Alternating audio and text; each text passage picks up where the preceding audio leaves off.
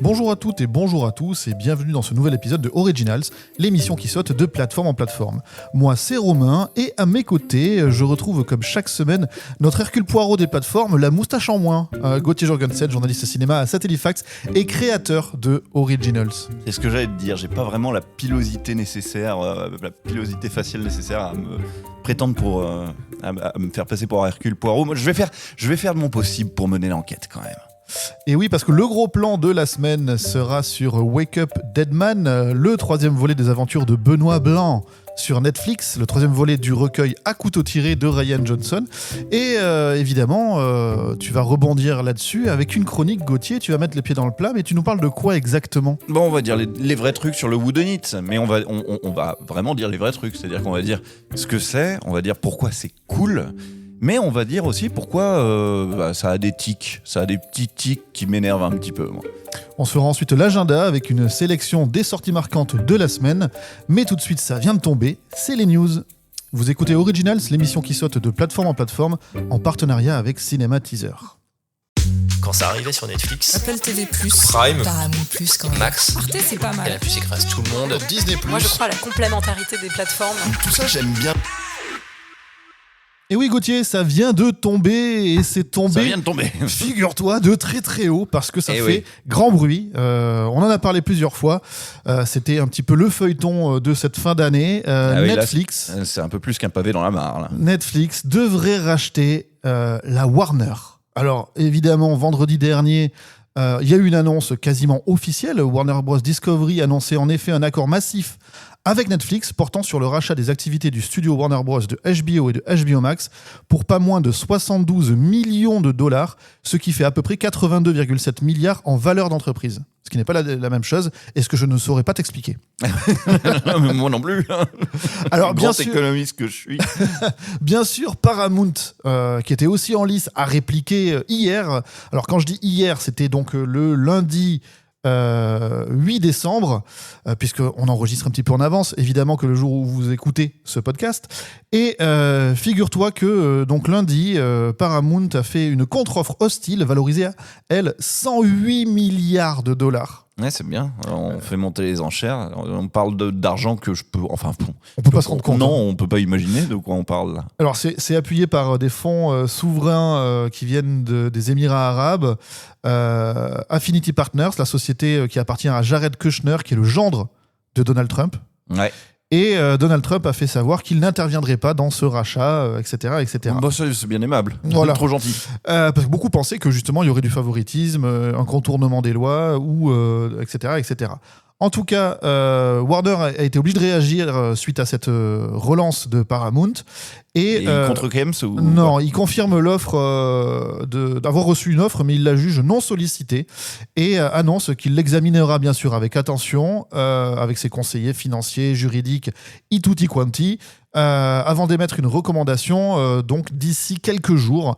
Mais pour l'instant, aucun changement de cap à l'horizon. Apparemment, le deal est plus ou moins scellé donc entre Netflix et Warner.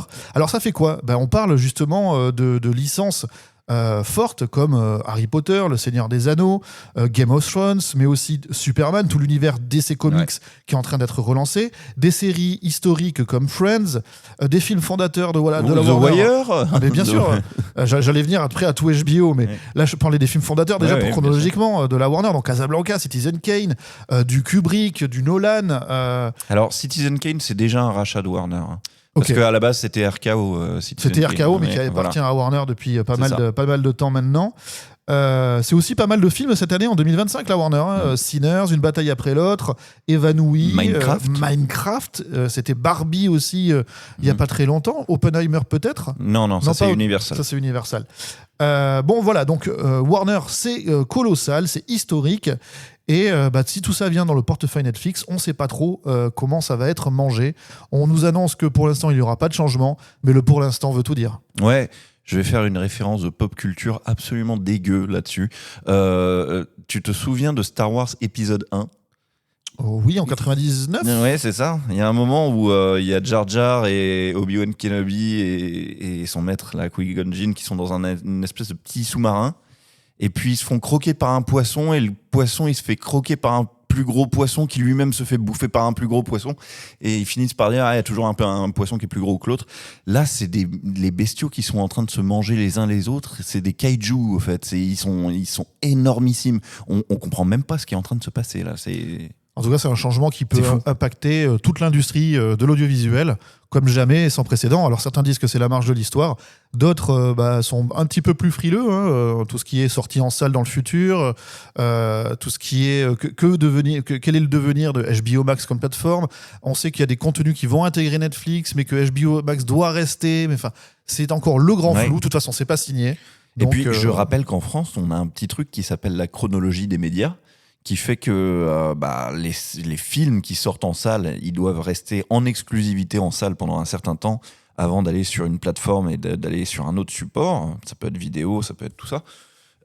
Et cette chronologie des médias, on n'est pas prêt de s'en débarrasser chez nous en France. C'est quand même un truc qu'on aime beaucoup, quoi.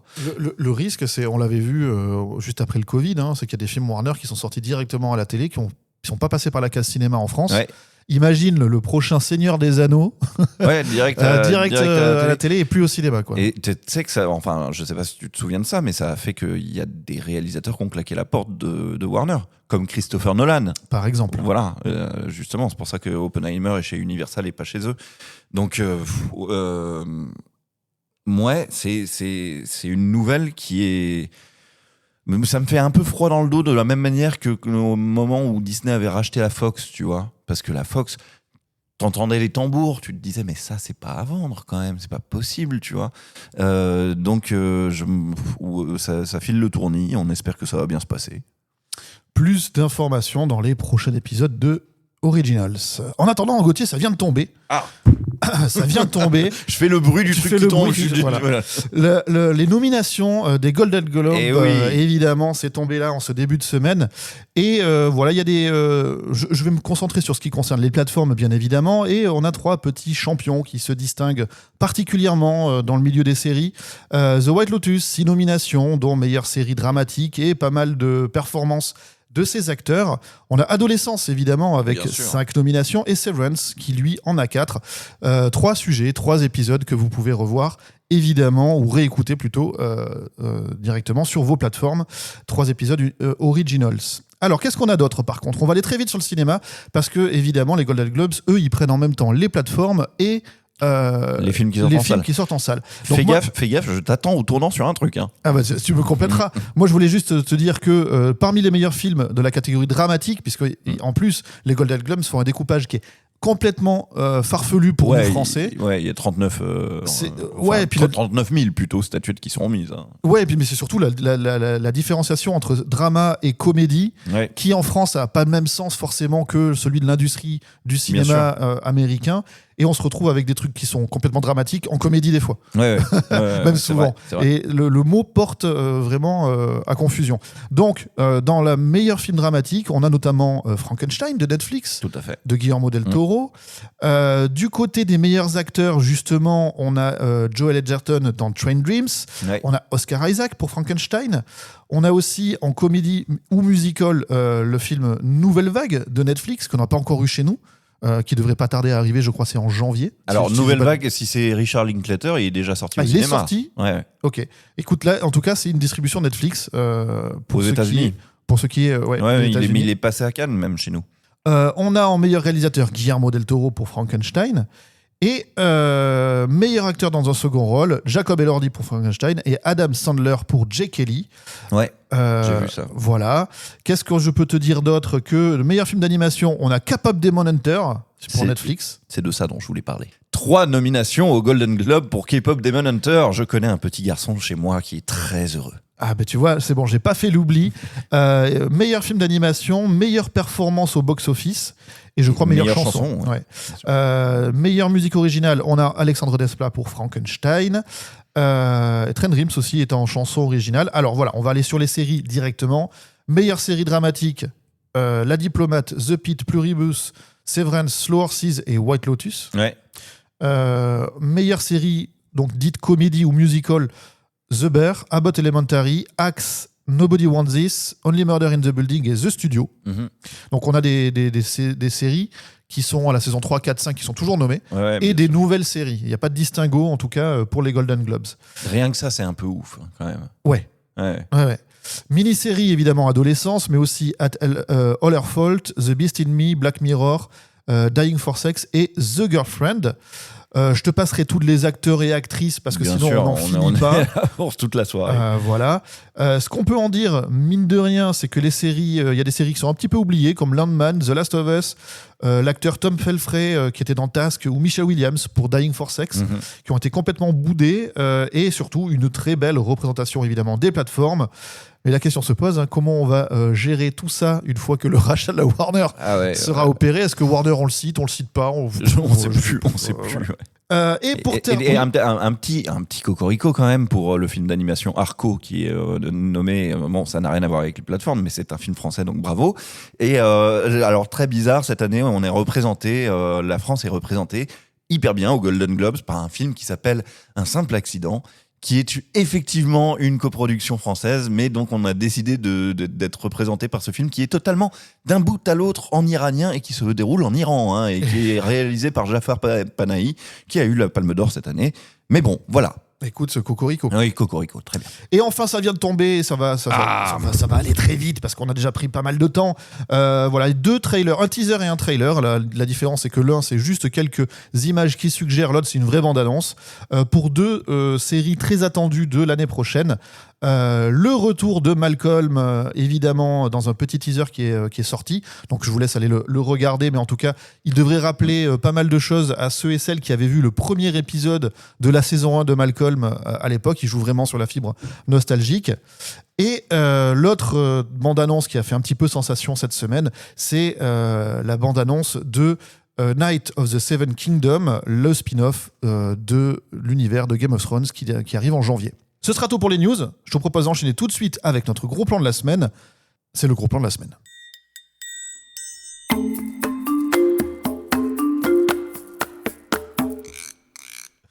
Et ce gros plan, il est sur Wake Up Dead Man, le 3e film de la saga Knives Out. Après le film original, donc Knives Out à couteau tiré et Glass Onion. Voilà, ça fait partie de la série Knives Out Mystery, réalisée et scénarisée par Ryan Johnson. Et le film s'annonce comme le plus sombre, intime et gothique de la trilogie.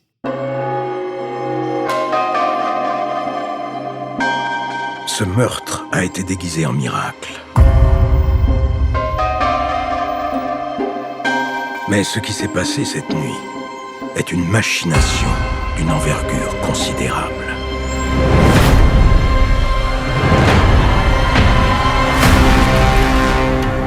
Pour comprendre cette affaire, nous devons examiner le mythe qui était en train d'être construit. Un homme prononce un serment. À la suite de cela, au vu et au su de tous, il s'engouffre dans un réduit impénétrable. 30 secondes plus tard, cet homme est retrouvé mort face contre terre. Un crime totalement inexplicable. Ok, là, vous me foutez une trouille d'enfer. C'est une énigme miraculeuse. Insoluble. Mon Dieu de merde. L'histoire, c'est dans une petite communauté rurale de l'État de New York, marquée par la ferveur religieuse. Un meurtre impossible bouleverse l'équilibre fragile du village. Benoît Blanc s'y rend pour démêler. Je vais le dire comme ça. Non, mais c'est très bien. C'est très bien. Je remarque que tu le fais et tu le fais très très bien. S'y rend donc, c'est le personnage évidemment de Daniel Craig. S'y rend pour démêler les secrets d'une paroisse où chacun dissimule sa propre vérité. L'enquête le conduit dans un labyrinthe de croyances, de culpabilité, et de mensonges enfouis. Alors voilà, c'est un film qui semble vouloir combiner un classicisme d'un bon vieux whodunit et avec des thèmes un peu plus profonds comme la croyance, le doute, la morale, etc. Tout en jouant avec ses codes et en promettant des retournements de situation bien tordus. Gauthier, tu as vu ce film, on l'a vu tous les deux, on a été invités en salle par Netflix pour le voir il y a à peu près 1 mois et demi. Tu t'en souviens peut-être assez, je pense, pour avoir un avis en quelques mots avant qu'on entame un petit débat là-dessus. Absolument, c'est ce que je te disais avant qu'on lance les micros là ce soir. C'est déjà, je trouve ça bizarre d'être invité pour voir un film en salle et un film que par nature on va découvrir sur télévision. Alors nous, on l'a pas vu comme vous allez le voir. Nous, on l'a vu dans une salle de cinéma. Je recommence, je le redis, je trouve ça étrange. Moi, j'aimerais pouvoir découvrir les films dans les mêmes conditions que vous. Et puis, en plus de ça, on nous le montre 1 mois et demi avant. Et j'ai des collègues qui l'ont vu encore plus en amont. Ce qui fait que quand je me retrouve derrière mon micro, moi, au mois de décembre, c'est un petit peu confus, d'autant que c'est Who Done It, c'est quand même des films dans lesquels il y a énormément d'informations. Alors, À couteau tiré, c'est sorti de mémoire en 2019, il me semble. Ça avait fait un peu plus d'1 million d'entrées en France. Et il y avait un très beau casting avec l'ancien James Bond qui est dans le premier rôle, Daniel Craig, et il y avait Ana de Armas, il y avait Chris Pine, il y avait non pas Chris Pine, Chris Evans, l'ancien Captain America. L'ancien Captain America. Donc c'est toujours des films où il y a du beau monde à l'écran. Hein. C'est un peu un des principes du Who Done It de toute façon. Tu peux expliquer le Who Done It, parce que c'est un terme qu'on a employé plusieurs fois là, ouais. Mais c'est peut-être pas clair pour tout le monde. Absolument. Les Who Done It, c'est des films qui sont en forme de Cluedo, si vous voulez. Il y a des gens qui se réunissent dans un même endroit. Dans cet endroit, il y a un meurtre et tout le monde est suspect, en gros. Arrive là un détective plus fort que tout le monde, et lui, il va faire le gars qui mène pas large, qui sait rien, qui y arrive pas et tout ça, mais au fait, il a toujours un coup d'avance sur les autres, et à la fin, il démêle le mystère. Souvent dans une scène où on réunit tout le monde, et puis il y a une grande démonstration, etc. Voilà. Donc c'est Hercule Poirot, c'est Columbo, c'est Sherlock Holmes, c'est Arabesque, c'est Agatha Christie au global, voilà. tout ça, etc., etc. Déjà, j'ai du mal à comprendre la forme de cette saga qui s'appelle donc À couteau tiré et dont les suites s'appellent Glass Onions, une histoire à couteau tiré, et pour celui-là, Wake Up Dead Man, une histoire à couteau tiré, comme si c'était des spin-offs d'un truc, au fait. Tu sais, c'est comme on dit Star Wars Story quand on fait un spin-off. Je comprends pas très bien pourquoi c'est pas juste des suites les uns des autres. À couteau tiré 2 points. Oui, voilà. Ouais. Ensuite, sur les 3, j'avais trouvé que les 2 premiers étaient super fun. C'est-à-dire, il y a vraiment un deuxième degré assumé. C'est des Who Done It, mais c'est des Who Done It comiques, quoi. Un des ressorts du premier film, par exemple, c'était qu'il y avait une des personnages qui pouvait pas mentir parce que si elle mentissait, elle vomissait. Si elle mentait, elle vomissait. Ouais. Si elle mentissait, qu'est-ce que je raconte ? Je parle français, moi. Si elle mentait, elle vomissait, oui, voilà. Et ça, c'est hyper marrant. En plus, enfin, dans le dénouement, ça joue un rôle. Là, le truc qui m'a un peu perdu, 2 choses m'ont un peu perdu sur ce 3e épisode. Déjà, je te l'ai dit en sortant de la salle, il me semble, c'est trop long. C'est plus de 2h30. C'est trop long. C'est vraiment trop long. Et c'est souvent le cas des films de plateforme. C'est trop long, quoi. En plus, un Who Done It, c'est quand même un peu un genre particulier. On s'attend de ce genre-là qui fasse des films de pas plus de 2 heures. C'est trop long. Et c'est trop long et c'est trop sombre. Moi, j'ai été un petit peu perdu par ce que tu as dit en présentation du film, c'est-à-dire que ça se passe dans une paroisse autour d'un couvent, avec comme ça des personnages typiques de Who Done It, mais vraiment, il y a un côté, oui, c'est vrai, il y a un côté gothique assumé, avec un des personnages principaux, c'est un prêtre qui est dans une crise de foi terrible, quoi, et dans une confusion. Il se pose des questions sur lui-même tout le temps et tout. Enfin, c'est très cérébral pour une fois. Et même le décor au global est très gothique. Il y a des statues, des gros plans sur des vitraux. Exactement. On sent qu'il y a des arcs-boutants un petit peu partout. Exactement, oui. Et t'as le droit de nous dire ce que t'en as pensé toi aussi, hein. Bien sûr, je vais pas me gêner parce que c'est Rian Johnson. Alors, oui. Alors Rian Johnson, je vous le récapitule vite fait, c'est le gars qui a fait l'épisode 8 de Star Wars. Et le grand schisme de la Force. Voilà. Et l'épisode 8 de Star Wars a très sérieusement divisé les fans. Et donc il y a des gens comme Menro qui n'aiment pas du tout ça, et il y a des gens comme moi qui trouvent ça très très bien. Comment le traitement de la religion pour toi, et de la communauté locale, il sert l'intrigue ? Est-ce que c'est une couche qui est un petit peu en rab, ou est-ce que c'est vraiment les préoccupations de ces gens qui sont plus ou moins croyants a une influence sur l'ensemble, sans évidemment, on va pas vous spoiler l'histoire, parce que là, ce serait vraiment, vraiment vache. Tu sens que c'est là, tu sens que c'est une thématique présente, mais comme le personnage principal de Benoît Blin, j'essaye, C'est pas n'est pas impacté du tout par ça. C'est pas une entrave au déroulement du scénario, si tu veux. Ça progresse quand même. L'enquête progresse malgré ce truc-là. Donc, c'est un ajout. Effectivement, on transporte l'univers de cette saga dans un nouveau milieu. On sent bien la présence de ce truc-là, mais c'est tellement pas un obstacle que pour finir, tu te dis pourquoi on en parle, quoi. On quitte d'ailleurs tous les milieux un peu mondains qu'il y avait dans les deux premiers. C'est vrai. Je l'avais pas remarqué, mais c'est vrai ce que tu dis. Les deux premiers se passent chez les riches. Et en général, le whodunit, c'est un truc de famille riche comme ça et d'héritage et tout. Et là, j'avais pas remarqué, mais tu fais bien de le dire. Ouais, ça se passe chez les gens absolument normaux. Donc il y a un prêtre, mais il y a tous les paroissiens qu'il y a autour habituellement. Les quoi. archétypes, le romancier un petit peu en perte de vitesse, le médecin, une ancienne avocate qui, enfin voilà, on a des archétypes de ce qu'on peut retrouver dans la société. Mais c'est vrai qu'ils sont pas particulièrement de la haute. Non. Cette fois-là. D'ailleurs, ce casting un peu choral, pour toi, ça renforce le suspense ou est-ce que tu trouves, peut-être un petit peu comme moi j'ai trouvé, que ça a dilué l'importance de certains personnages? Moi, j'étais un petit peu déçu à la sortie du film de me dire, tu as des acteurs et des actrices d'un tel niveau, et avec autant d'aura et de talent, et au final... des tout petits rôles. Ils ont des rôles des petits rôles, ils font certains même de la figuration. Je vois ce que tu veux dire. C'est très difficile. Ça, c'est vraiment l'exercice le plus difficile dans un whodunit. C'est que comme tu réunis un certain nombre de personnages et que tu les confies à des acteurs qui sont en général célèbres, il faut réussir à faire exister ces personnages. Et il faut leur donner presque autant de temps d'écran les uns aux autres. Parce que si tu donnes trop peu d'importance à l'un d'entre eux, toi, en tant que spectateur, tu le soupçonnes même plus, tu vois. Tu te dis, bon, bah, lui, c'est le personnage qui sert à rien, on s'en fout, quoi. Et tu as peut-être raison effectivement, il y a certains de ces personnages que j'ai un petit peu oubliés.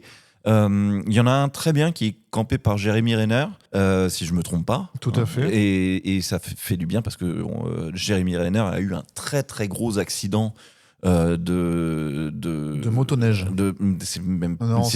Plus que motoneige. De déneigeuse. Ouais. C'est ça. Il s'est fait rouler dessus par une très très grosse machine et on pensait qu'il allait y mourir. Et là, on le revoit à l'écran, peut-être pas pour la première fois, mais enfin, pas grand chose quand même.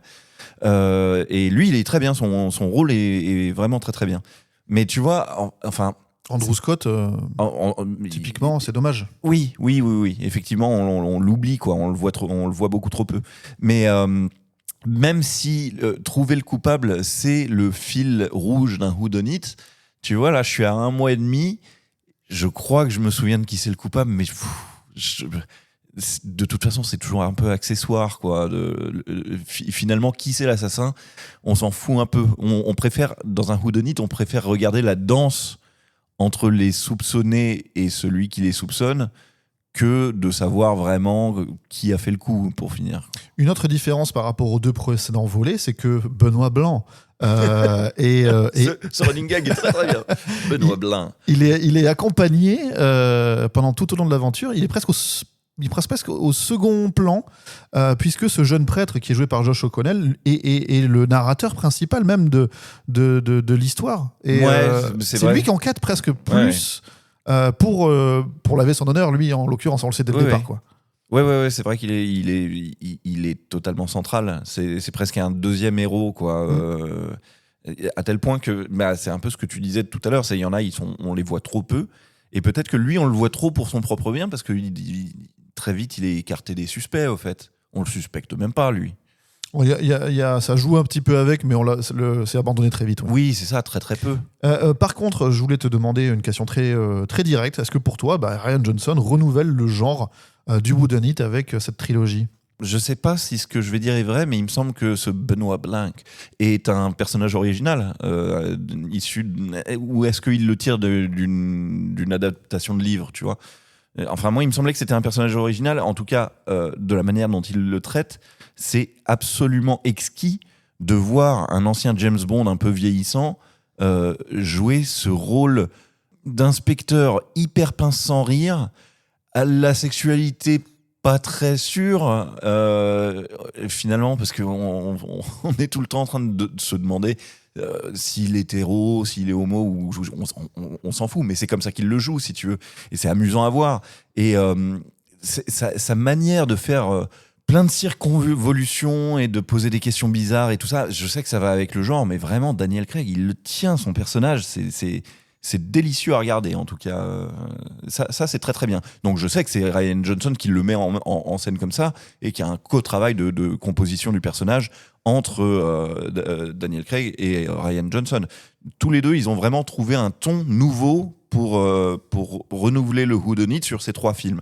Après, dans les 3 films, moi je considère que celui-ci, à travers son ton un peu dark, m'a un petit peu perdu, et sa trop longue durée. Oui, il y a pas mal de... Il est chapitré, je crois, hein, en plus. Ouais. Donc, quand le 3e moment arrive, on se dit, oula, encore 3 quarts d'heure. Quoi. Ouais, c'est ça. Et puis c'est drôle aussi, je m'explique pas très bien pourquoi cette trilogie... le premier film a été exploité au cinéma, donc on a pu le voir en salle, et les 2 suivants sont allés sur Netflix directement. Est-ce que Netflix a voulu acheter le concept, ou parce que ça avait du succès, ou j'ai du mal à cerner totalement cette trilogie pour le moment. Quel avenir pour toi, pour la franchise d'ailleurs ?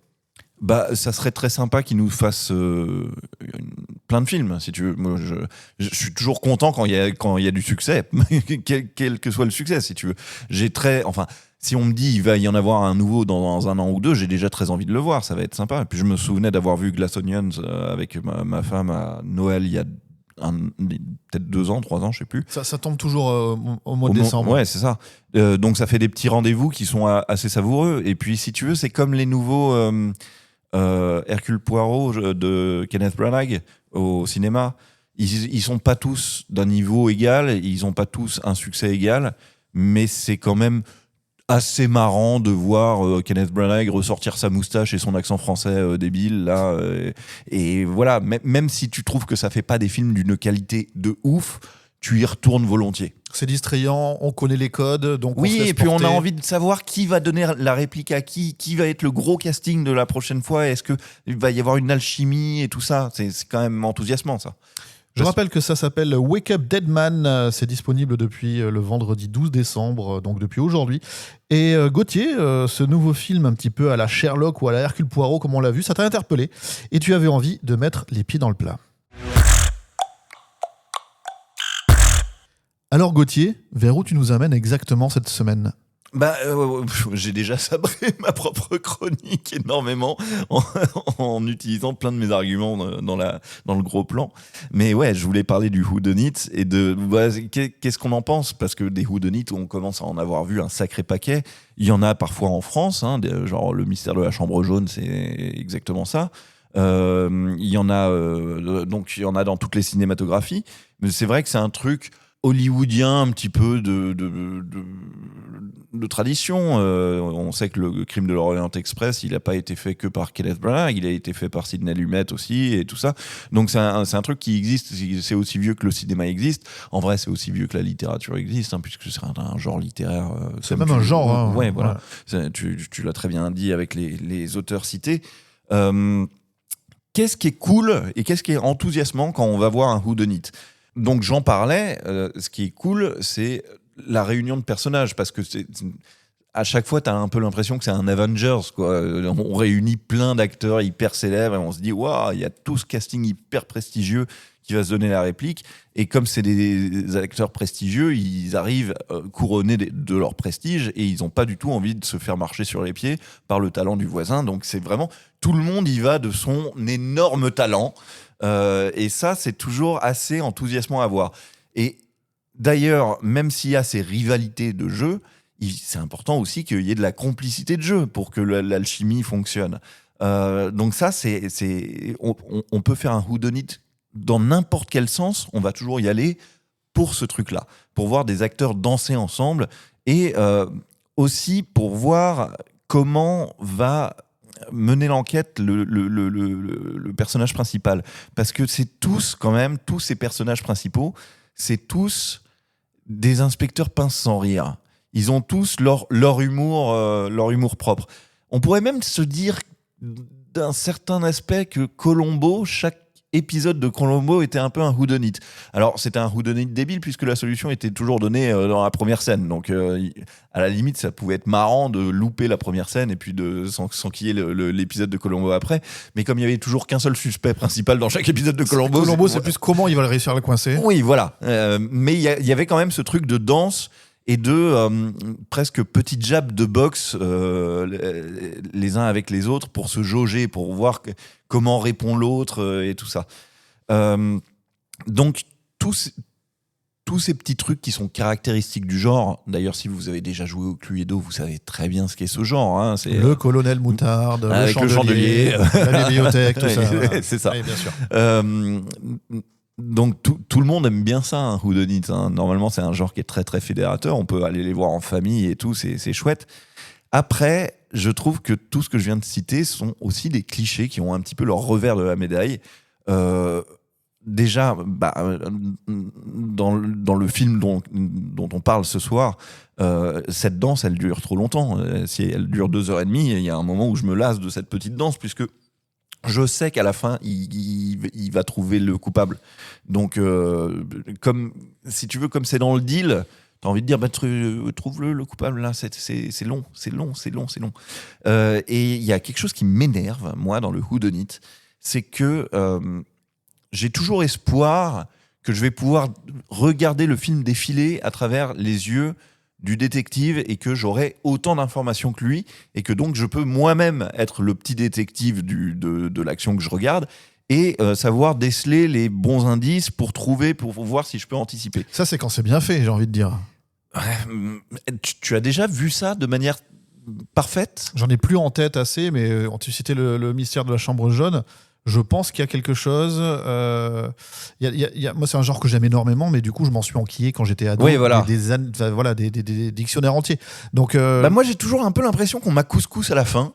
Parce que quand il y a la grande révélation là, qui dure en général trop longtemps aussi, on me cite 14 éléments auxquels j'avais pas accès parce que on n'a pas vu. On n'y était pas. Et oui, parce qu'en fait, la duchesse de machin, elle était amante avec Bidule, mais on le savait pas. Mais oui, on le savait pas. Ouais. Oui, mais parce que dans le confessionnal, il y a une trappe en fait. Ah bon ? Mais s'il y a une trappe, ça change tout. Dites-le moi. À ce moment-là, je sais pas. Donc dans les révélations finales, on finit par nous dire plein de trucs qui sont qu'on nous a cachés volontairement. Et ça, c'est un petit peu rageant. Alors que, tu vois, dans le crime de l'Orient Express, typiquement, il y a un mouchoir sur lequel il y a marqué H et on cherche pendant hyper longtemps qui a un prénom qui commence par H et on comprend à la fin qu'au fait, c'était pas un H, c'est un N. Ne révèle pas, voilà. Au cas où, évidemment. C'est le H, mais pas de la bonne langue. Voilà. Et donc là, on se dit, ça, c'est astucieux parce que si j'avais bien réfléchi, j'aurais pu le deviner. Mais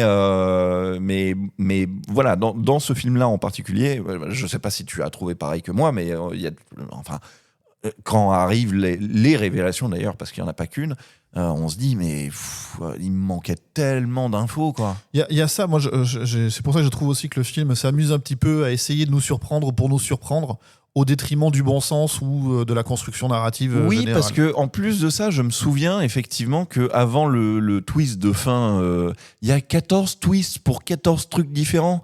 Il y a un moment où... Et puis, il faut expliquer le titre. Et oui, il faut expliquer le titre. Alors, on va pas le faire nous, mais c'est le film le fait lui-même. Il y a même un moment un peu grotesque où on nous fait croire que le héros Daniel Craig est mort en pleine nuit.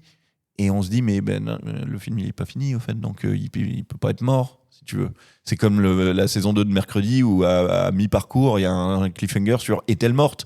Je sais pas, il reste encore 4 épisodes, donc si elle est morte... Il y a que dans God, dans Game of Thrones qui font ça. Moi, sur ce soir des whodunit, il y a un truc, c'est que je les regarde toujours en me disant, ça va être enfin celui qui a réussi à trouver une solution, une façon de... qui est vraiment qui va changer la donne. Ouais. Et c'est vrai que ça a eu lieu dans l'histoire. Il y en a eu certains, tu vois, tu citais le crime de l'Orient Express, il y a une résolution qui est assez incroyable. La chambre jaune ou comment ça s'appelle, ils étaient 10, sont aussi des changements de paradigme qui font qu'il y a une trouvaille de l'auteur ou de l'autrice qui... alors on peut se dire, oui, moi, ça, vraiment, on n'avait pas tous les éléments, mais il y a quand même une explication où tu es surpris sans être floué.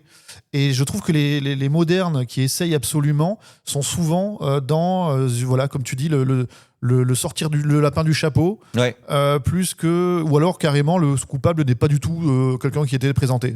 Ouais. Et ça, c'est très frustrant. Tiens, je vais te citer un exemple de whodunit que j'aime bien, qui est sorti il n'y a pas si longtemps que ça, il y a quelques années, et je sais qu'il a été disponible sur Netflix, je ne sais pas s'il l'est encore. C'est un whodunit qui s'appelle Les Traducteurs. Et en fait, c'est un film français, mais dont tous les suspects principaux, là, en fait, c'est Lambert Wilson qui leur donne un manuscrit, et c'est tous des traducteurs de pays différents. Ah, j'ai vu la bande-annonce. Voilà. Et au fait, ils sont réunis et ils sont réunis dans une salle où ils n'ont pas le droit de faire sortir le manuscrit de là, donc ils doivent travailler sur le manuscrit directement. Et c'est que des acteurs internationaux donc qui échangent en français. Et ça, je trouve ça trop cool parce que ça fait un film hyper particulier, tu vois, avec que des gens qui sont un peu des stars dans leur pays d'ailleurs, qui viennent d'autres pays et qui sont là pour parler français, pour réciter du dialogue dans la langue de Molière, si tu veux. Donc juste par ce truc-là, parce que, mis à part ça, le whodunit en lui-même, il n'est pas exceptionnel, mais par cette petite touche singulière, tu t'en souviens, quoi. Tu te dis, ah oui, c'est le film où il y a plein d'acteurs venus du monde entier qui parlent français. Ouais, c'est des choses un petit peu marquantes, comme on disait. Donc, effectivement, le whodunit, un genre... Un genre un peu singulier, mais je trouve que je suis comme toi, je trouve que il ferait mieux, au lieu d'essayer d'être plus malin que le whodunit précédent et de faire encore plus de mystère et tout ça, il ferait mieux d'avoir sa patte, son truc, le truc qui le singularise, quoi. Voilà.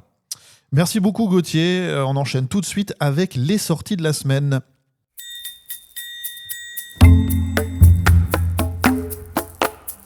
Et on va parler des sorties cette semaine, comprises entre le 8 et le 14 décembre. En tout cas, certaines qui ont retenu mon attention. Ça a commencé depuis mercredi 10 décembre avec la saison 2 de Percy Jackson sur Disney+. Évidemment, c'est bientôt les vacances. Et quoi de mieux qu'une série pour nos ados ou jeunes adultes. On rappelle évidemment Percy Jackson, demi-dieu, un livre qui avait été adapté au cinéma de manière un petit peu maladroite, Ouais. et qui a une deuxième vie donc sur Netflix. Et là, cette nouvelle saison adapte le deuxième tome de la saga littéraire de Rick Riordan, qui s'appelle en français La mer des monstres. C'est en 8 épisodes, je ne sais pas si je l'ai dit. Oui, tu l'avais pas dit, c'est effectivement l'info qu'il me fallait parce que j'ai peut-être envie de regarder ça avec mon fils et 2 saisons de 8 épisodes chacun, ça se remonte. D'autant plus que voilà, cette saison 2, elle promet d'être visuellement beaucoup plus ambitieuse, puisque la première a bien marché. Donc des monstres, des voyages, des effets spéciaux de ILM qui ont intégré directement la production. Voilà, et la série Bonne petite firme. C'est une Oui. petite firme qui monte. Et ça devrait assumer des tonalités un peu plus sombres et épiques qu'auparavant. On a connu Harry Potter, ça commence avec des petits enfants de 10 ans, et puis tout d'un coup, ça devient l'apocalypse de leur univers. Donc Ouais. voilà, Percy Jackson, c'est un petit peu construit pareil. Qu'est-ce que je peux te dire d'autre ? Le même jour, sur Prime Video, on a un film qui s'appelle Merv. M-E-R-V. Merv. Alors, c'est quoi, Merv ? Oui. Mais c'est un toutou. Ah C'est une comédie romantique de Noël réalisée par Jessica Swale avec Zoé Deschanel et Charlie Cox. Charlie Cox, Daredevil. Oui. Et Zoé Deschanel, Zoé Deschanel. j'ai pas sa filmo en tête. C'est pour ça que j'ai pas Bon, inventé. si, elle Mais était dans The Happening de M. Night Shyamalan, le film où les plantes sont devenues méchantes. Les plantes, c'était les plantes. Donc c'est l'histoire de Anna et Russ, qui est un couple séparé, mais qui doit continuer à s'occuper de leur chien, qui va rentrer en dépression puisque son foyer a été détruit par la séparation. Voilà, j'ai pas grand chose à te dire d'autre, si ce n'est que c'est une approche un peu plus douce et sensible peut-être, portée sur les conséquences de la séparation et plus que sur le côté romantique, etc., etc. Même si, évidemment, ils vont partir en voyage, et durant ce voyage, d'anciennes blessures et des sentiments passés vont refaire surface. Ouais, j'ai été hyper méchant avec Zoé Deschanel, je m'en excuse, j'ai trouvé un meilleur film avec Zoé Deschanel, qui est une comédie romantique adorable, qui s'appelle 500 jours ensemble. Voilà, regardez ça, c'est très bien. Le même jour sur Netflix, une mini-série, 4 épisodes, parce qu'il y a eu Man vs. Bee, L'homme face à l'abeille. Eh bien, cette année, évidemment, Rowan Atkinson, Mr Bean, revient dans une mini-série burlesque de non-sens absolu. L'homme seul contre un bébé. Voilà. C'est mon quotidien. Le personnage de Trevor Bingley, donc interprété par Rowan Atkinson, revient. Donc après ses mésaventures dans Seul face à l'abeille, il pensait mener une vie plus calme, comme concierge d'école. Et évidemment, il accepte un job de garde d'une espèce d'énorme villa londonienne à Noël. Et les choses tournent au chaos puisque le dernier jour du trimestre, il y a un nourrisson qui a été oublié à la crèche. Et du coup, il se retrouve sous sa responsabilité et évidemment, il est dans un appartement qu'il ne connaît pas, hyper high-tech, et doit surveiller le gamin de l'autre côté. Et voilà, et puis c'est Mr Bean face à Rowan Atkinson. Donc, c'est des situations sans texte, hein, c'est du comique de forme, de situation, de rythme, etc. etc. Et un petit peu de rigolade pour la période des fêtes. Je me disais ça ce week-end, je ne sais pas si tu seras d'accord avec moi, mais je suis assez profondément reconnaissant de voir des nouveaux films avec Mr Bean arriver, quoi. Parce que Mr Bean, c'est quand même notre enfance. Il avait remplacé Benny Hill quand j'étais moi enfant. Ouais, c'est ça. Donc, nous, on est des quadras et ça nous ramène vraiment à des trucs qui se passaient quand on avait 10 ans, quoi. Donc, savoir que Rowan Atkinson est toujours dans le coin et qu'il est toujours star de trucs comiques, je trouve qu'on a de la chance. Voilà. Le jeudi 11 décembre est sorti, 60 ans après le feuilleton original, une nouvelle version de Belphégor. Ouais. On est sur HBO Max, c'est 4 épisodes seulement et on va mélanger thriller psychologique, enquête et fantastique, bien évidemment, en empruntant autant au code du polar que du surnaturel. Dans cette histoire, c'est une réinventation moderne du mythe, puisque l'héroïne, Hafsa Moreau, une jeune restauratrice d'art embauchée au Louvre, et découvre un masque ancien représentant le dieu de l'orage, Belphégor. Elle se retrouve plongée dans une série de disparitions mystérieuses et impliquée malgré elle à devoir démêler un complot qui mêle art, mémoire perdue, secret et surnaturel. C'est créé par Niels Antoine Sambouk et Jérémy Mingui, avec Cyril Boutella, Vincent Elbaz, Kat Berad et Horatica, une coproduction française avec HBO. Et il n'y a pas Michel Serrault. Et non, cette fois, il n'y a pas Michel Serrault. C'est dommage. Il n'y a pas Michel Serrault et il n'y a pas Juliette Gréco. Oui. Aujourd'hui, sinon, un film sur Paramount Plus avec Orlando Bloom en boxeur au bord du gouffre. C'est réalisé par Sean Ellis et on retrouve aussi au casting John Turturro qui coproduit le film.